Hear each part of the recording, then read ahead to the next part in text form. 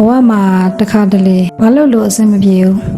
ပြဿနာတွေပဲတတိကြီးတက်နေတယ်လို့ခံစားနေရလားဒီလိုချိန်မျိုးမှာအရာအလုံးကိုပြောင်းလဲပစ်ဖို့ဆိုတာမလွယ်ပါဘူးဒါကြောင့်အဲ့ဒီအရာအလုံးကိုပြောင်းလဲပစ်မဲ့အစားကိုယ့်ရဲ့အမြင်လေးတစ်ချက်ကိုပြောင်းလဲကြည့်လိုက်ပါကိုယ့်ရဲ့အမြင်လေးတစ်ချက်ကိုမှန်ကန်အောင်မြင်ကြည့်လိုက်ပါဥပမာကိုစူးစမ်းထားတဲ့အလုပ်တစ်ခုမှာအမှားယွင်းတစ်ခုဖြစ်လို့ရှုံးနိမ့်သွားတဲ့အခါမျိုးမှာငါတော့ညံ့လိုက်တာ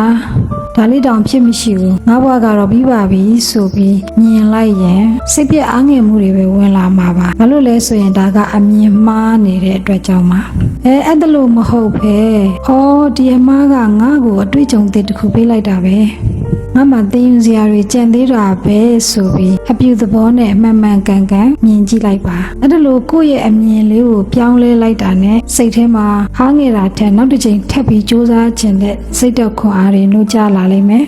စိတ်အားတက်ကြွလာတော့ကိုပြန်အားပေးတဲ့စကားတွေတခြားသူတွေအပေါ်ပြောတဲ့စကားတွေကအစအပြူသဘောဆောင်လာလိမ့်မယ်